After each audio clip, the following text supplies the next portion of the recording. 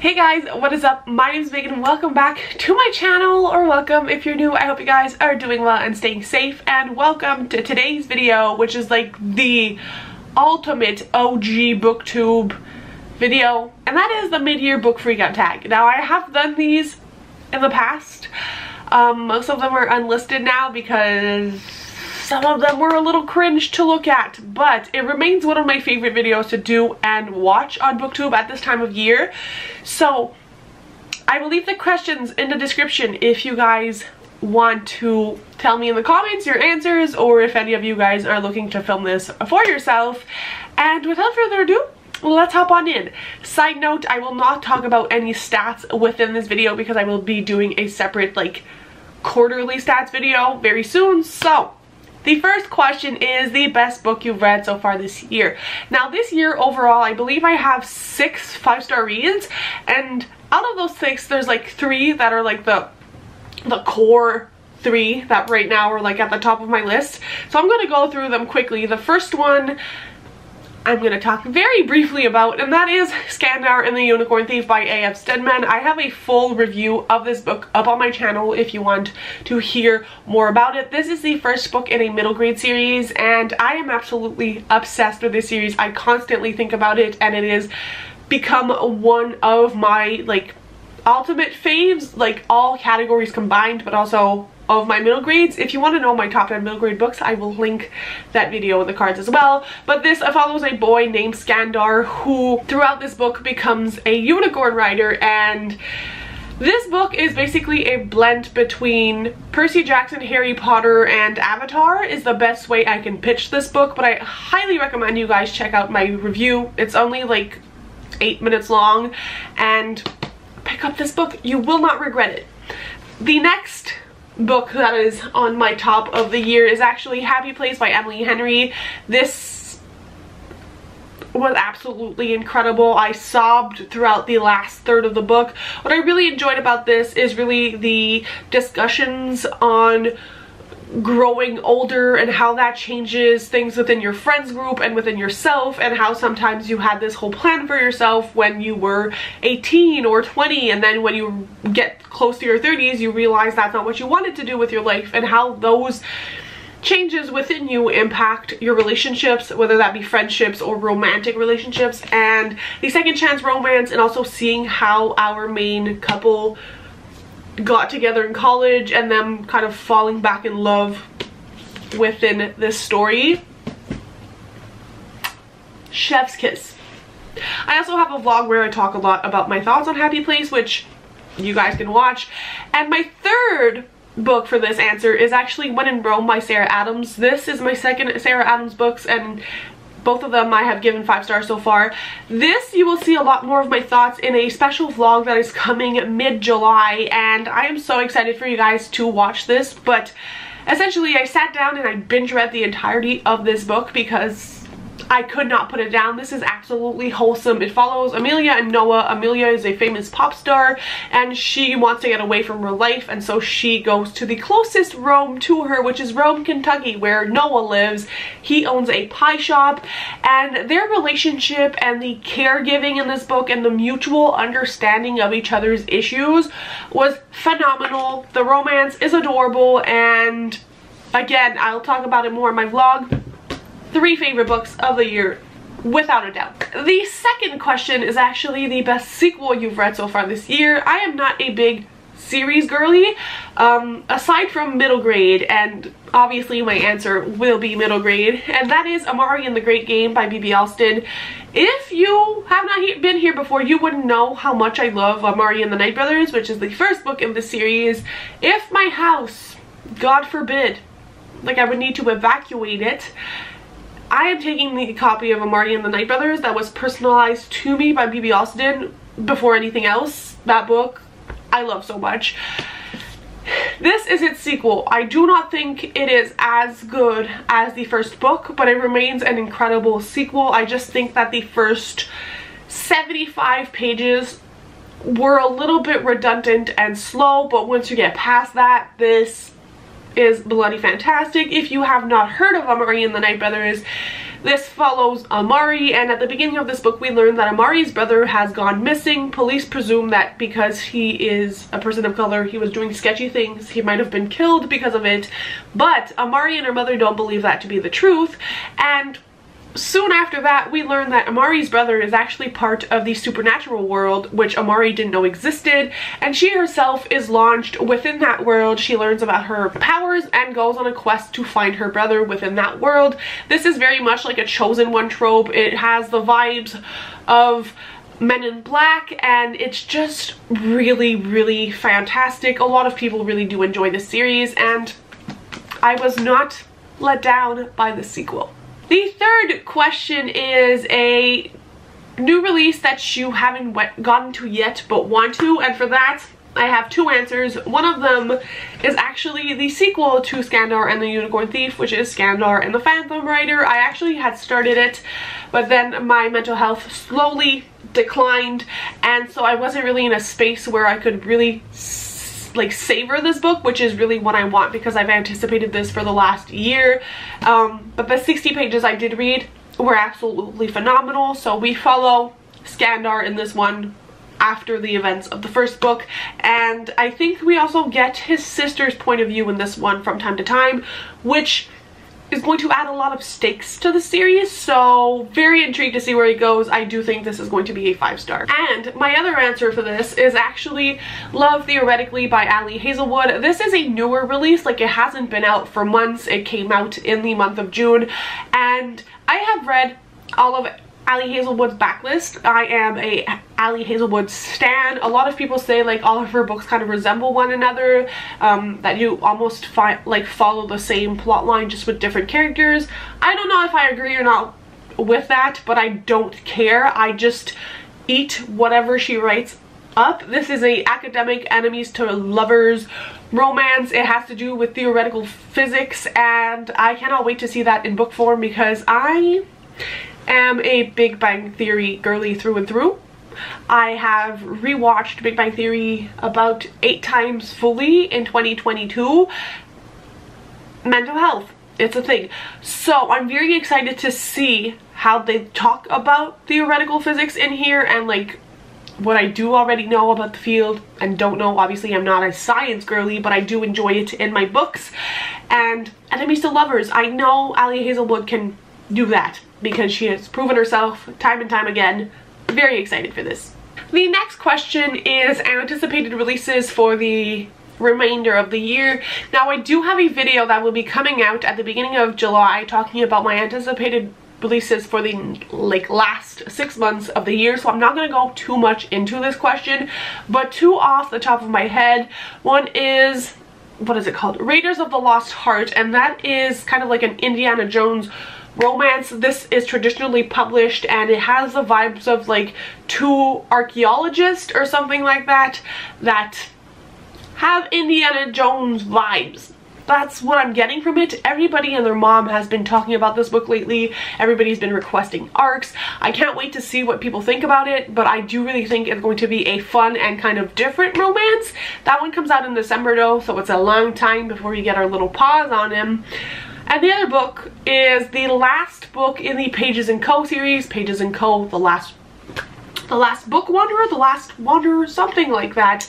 If you have not heard me speak of that series, essentially Pages & Co is a 6-book series that is divided into 2 separate arcs. In the first 3 books we follow Tilly, and in the first book Tilly learns that she is a book wanderer, and essentially what that means is that she can travel into books and she can bring out bookish characters with like in real life.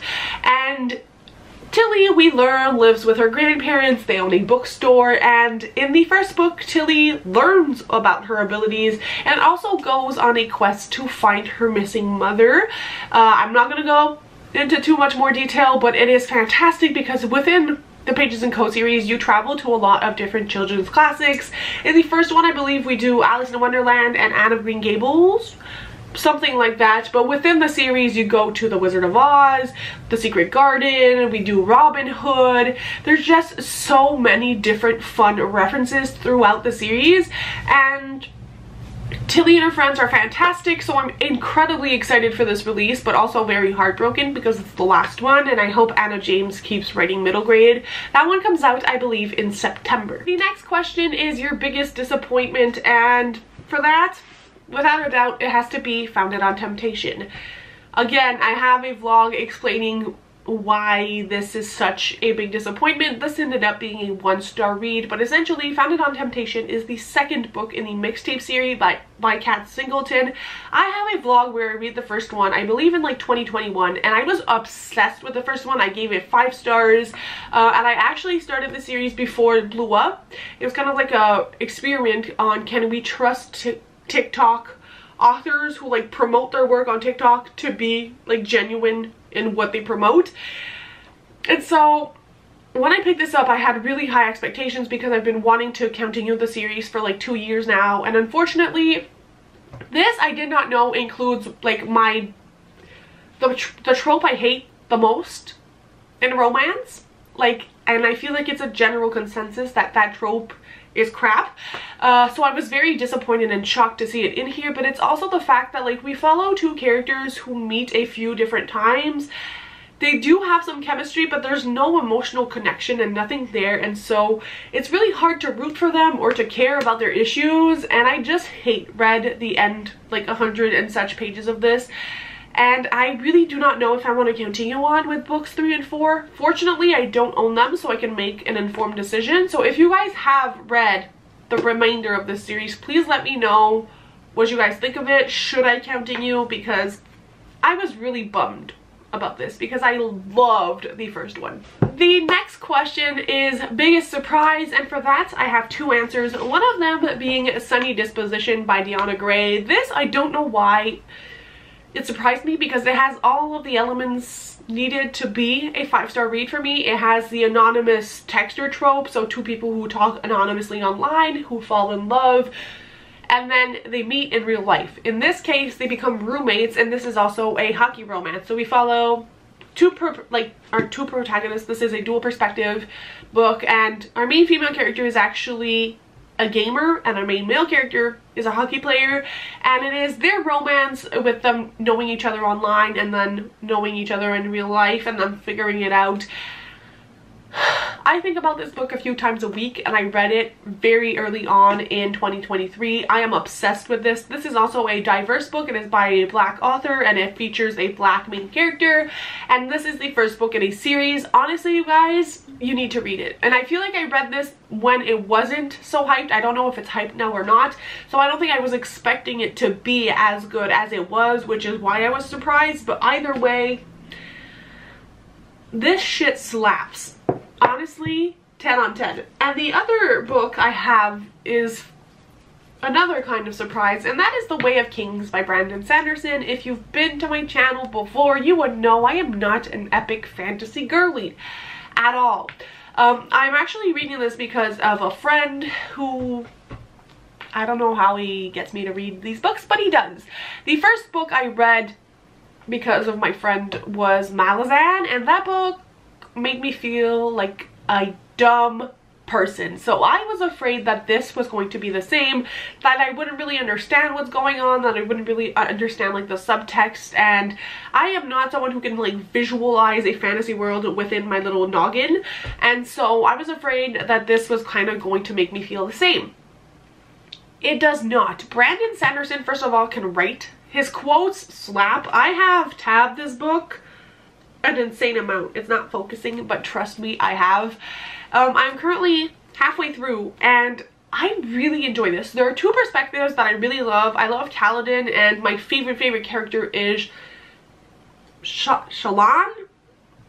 I can't even say her name, but that girl reminds me of Audrey Rose from the Stalking Jack the Ripper series, and it was like an instant I fell in love with her, like insta love between me and a main character. I do not care for the other 2 that we follow. Like, they could die, I don't really care. But this is a surprise because, one, I'm really enjoying this. This really has like 4 to 5 star feels. I do think that I'm really understanding the text and where we are going with this series, and I'm liking it so much that I actually ordered the second book, which for me is insane, especially because like I didn't even have to be peer pressured by my friend to want to continue on with the series, which like good on me for not feeling like the dumbest person ever. This is a really fun ride. I'm loving where it's going, and who knew I could actually like a fantasy book. It's news to me. The next question is new favorite author, like whether that be new to you or just a debut author, and for that I also have two answers. My first one is R.F. Kuang, because I read Yellowface. That is also going to be in that vlog that comes out in July. Yellowface was an experience because that main character is the most unlikable person I have seen written in a book basically ever. And so for me, usually when I don't like the narrator, like the protagonist, I DNF the book, because I need to connect with you at least on one level. I need to feel something for you for me to care and want to read. And like that main character could have died and I would have been happy with that ending. So I really did not like her. Yet I could not stop reading, and then that vlog that is coming, I say that this book is kind of like a car crash you can't look away from, and I stand by that statement. But it's so impressive how R.F. Kuang could craft a story with such an unlikable character, and I still want to read this book compulsively. It talks about her skill in her writing, and now I want to read Babel. I don't think I'm gonna be a Poppy War girly, but Babel I can get behind, I think. So I do want to try that one out. And the other author I discovered recently is actually Jessica Parra. Yes, and she is the author of Ruby Ramos' Recipe for Success. That is a YA book, and I especially like Jessica Parra because she has the crafting style slash writing style that is very reminiscent of Nina Moreno. Now obviously they are two different authors, they're doing two different things, but they are both Latinx authors writing about those types of characters and them growing up. And it's especially because both Nina Moreno and Jessica Parra write about characters who are entering their college phase, and they talk about like the pressure of coming from, I believe both are Cuban, I might be mistaken, but I know Jessica Parra is writing a Cuban main character in her story, and I just feel like her way of writing characters that you will emotionally connect with and understand where they're coming from and understand the trials and tribulations of this character, even if you are not like this main character, is wonderful. She has a wonderful writing style. It is simplistic, yet it really gets you into the book and gets you feeling things. The way she describes food and just all of it was bloody fantastic. I'm not sure if Jessica Parra has written other books prior to this, but either way, she is really talented, and I have not heard anybody talk about her or her books, so I would highly recommend you try that one out. The next question is actually a newest fictional crush, and the more I age, the more I find this question weird, but I also read a lot of romance, and sometimes the men are indeed swoony. Speaking of my man Noah, it's kind of funny because Noah reminds me of someone that I know. So I feel weird like saying he's my fictional crush because I did like think of someone very specific the entire time. But the reasons I love Noah so much are because his core values very much reflect my own, and I just think he is such a charismatic, grumpy man. He I'm so all over the place. He makes our main character feel so safe and so valued and so welcome, and that is something that I think is very important within all your relationships, whether that be friendships or romantic relationships. The idea of feeling welcome and safe at all times. Like, if you can make me feel that way, I'm gonna like love you forever and be the nicest person and just care for you. But I need that feeling within my relationships, and I feel like Noah is the greatest example of that. He also is so well educated, and the way he treats the women in his family and everybody around his town with so much respect and compassion. I love that he's a baker and he bakes pies because he's such a grump, but he's also a softie, and that is my favorite kind of men. And I just think that the way he cares for his grandmother and his sisters, straight to the heart. he's just a man of his word. He's adorable. He cares for a main character, and he's great. He's really great. I've talked about him for too long, but yeah, he does definitely remind me of someone specific in my life, and it kind of made the reading experience a little bit funny, but all in all, that man knows the way to my heart. If he was real, I would be dying. The next question is actually newest favorite character, and for that, I am going to say Shallan from The Way of Kings, which I did not expect to have a main character, like a favorite character from this book. But as I said, she reminds me of Audrey Rose in the sense that Shallan comes from a background where, from what I know from her, obviously, this is not her book. I'm told the second book features her a lot more, which I'm very hyped and excited about, but it appears that she comes from a background where her brothers kind of took her in charge, like took charge of her and were kind of her security blanket. And so when her father dies, she needs to kind of help her family stay afloat. And so she has this whole plan and sets it in motion. And immediately when I met her, it was like insta love between me and a fictional character, because I just think that her ambition mixed with her fear of failure and just her insecurities about being so sheltered but having to kind of go out in the world and do stuff for herself in the sake, like for her sake and the sake of her family, makes her such a relatable character. And I really like what she stands for. Like, obviously she's got some sketchy plans in motion, and I hope she succeeds. But I just feel like she's such a relatable character within that fantasy world, because all the other characters, like, yeah, they have like trials and tribulations, but everything kind of looks easier for them. And so having a female perspective kind of fight that and kind of explain and be so like uncertain within this world, but also pushing through and going along with things, just makes me want to shelter her and love her, because she's a badass, you know what I mean? Like, she's going through it and she's still pushing forward, and I really love her. I think she has the wittiness of Audrey Rose and a lot of the other attributes that I love about Audrey Rose, and both of them obviously are like pushing through kind of societal boundaries, and I just love her. She's funny. She's the vibe. I love her. The next question is actually book that made you cry. And for that I have to go with Happy Place, because I literally sobbed for the last third of this book. And let me tell you, Emily Henry knows how to hurt me but comfort me at the same time, because she always writes books that hit in a specific period of my life where I am at. And it was the same with Beach Read.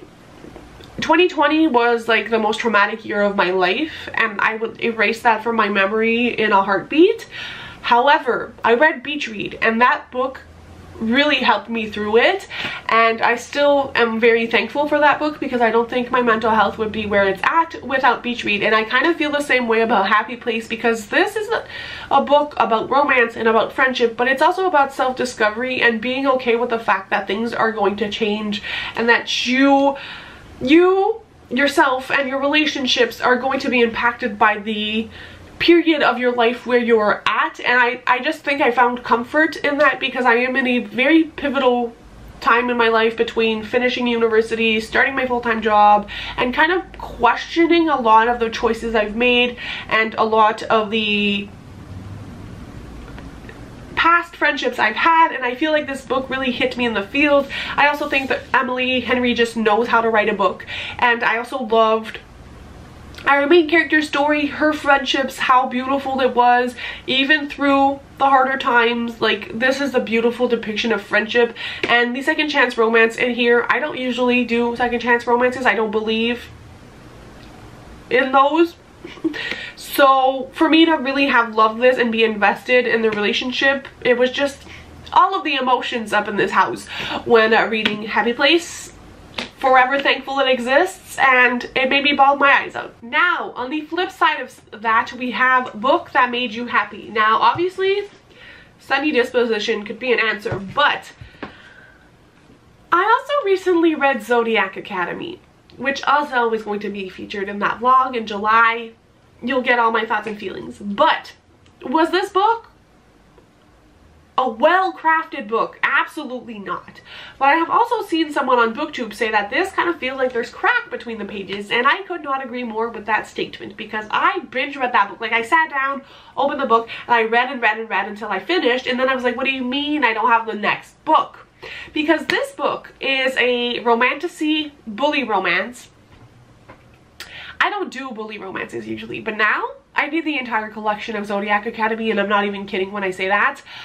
I am obsessed. I was like smiling ear to ear. I was gasping. I was shocked. I was enthralled. I consumed this like I have not consumed a book in absolutely forever.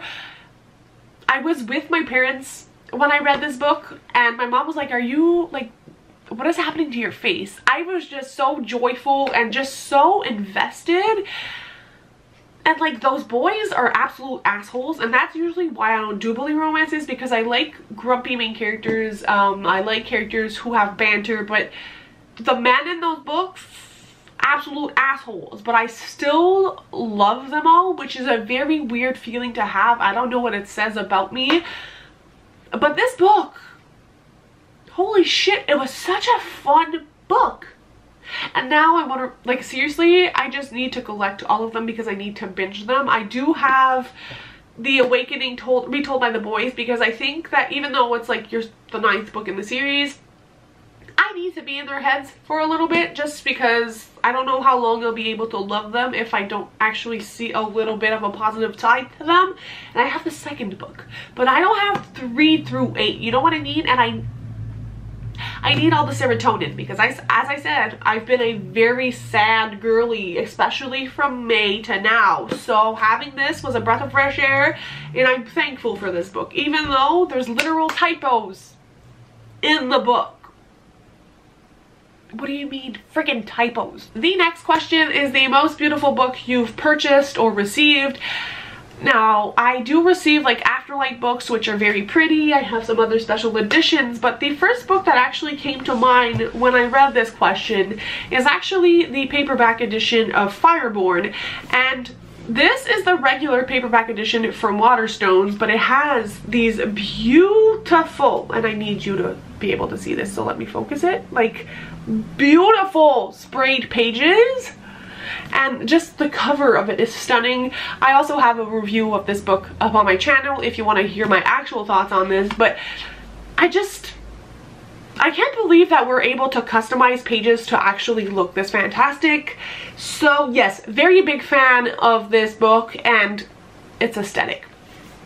The next question is, what books do you need to read before the end of the year? And to that I say my entire TBR. For reference point, if you want more details on the books I'm prioritizing off my TBR, I have like 10 middle grade books I'm prioritizing video, as well as 10 romance books I'm prioritizing, which I will leave in the cards for you guys, because I think it really well sums up kind of what mood I am in. Obviously, I would like to accumulate and read all of these Zodiac Academy books. And I just want to make a dent in the books I own. I'm very excited for the books I have on my shelves, and I want to make them a priority. Saying that, I do have a major haul that I'm like waiting on receiving so I can film with you guys. But yeah, anything on my bookshelf, really, they all need to be read, so go me. And the last question, and I think my favorite question without a doubt from this tag, is creators you've been loving. Now, some of the creators I watch like every video, even if we don't have the same taste. That would be Kayla from Books and Lala, Jay from JD Wary Reads, Gavin from How to Train Your Gavin, Becca from Becca in the Books, Steph from Steph Love, Olivia from Olivia Reads a Latte, and Mara from Books Like Whoa. I also really like Locke's Library, and 3 smaller creators, and I say smaller creators without with less than 5K at the time of filming this, that I absolutely love, that I found recently. One is Paperback Girly. I love her personality, her editing, her reading style really fits with mine, and so she was a great discovery. I absolutely love her channel. There's also Kira's Bookshelf that I've talked about here before. She does TBR Tinder as well as a bunch of other books, but I specifically like her because within her vlogs she does do like some lifestyle and talks about like very relatable things, and she just has the most charming personality. I absolutely love her. She is hilarious as well. Such a beautiful person. And there's also Stephanie Bookish, which I don't have the same reading taste as her at all, but she is a very calming presence, I feel like, and I just love watching her videos when I'm feeling a little bit anxious or when I need some downtime. Like, she's not the most loud and bubbly person, but there's just something to her that I absolutely adore, and I do love her video concepts. Like, she's a fantastic booktuber. So those are my recommendations. I would also mention my friend Emily Boucher. She hasn't posted in a while. I don't know if she's going to come back to booktube or not, but she's obviously like one of my favorite creators. She's a creator that lives near me as well, so I will always shout her out. But yeah, those are all my answers. As I said, I will leave them in the questions in the description if you guys want to answer them in the comments. I would love to hear your answers, or if you have a video talking about it, let me know. I would love to watch. I just binge all the mid-year freakout tags at this time of the year. So thank you so much for watching, and I'll see you very soon with another video. Bye guys, happy reading.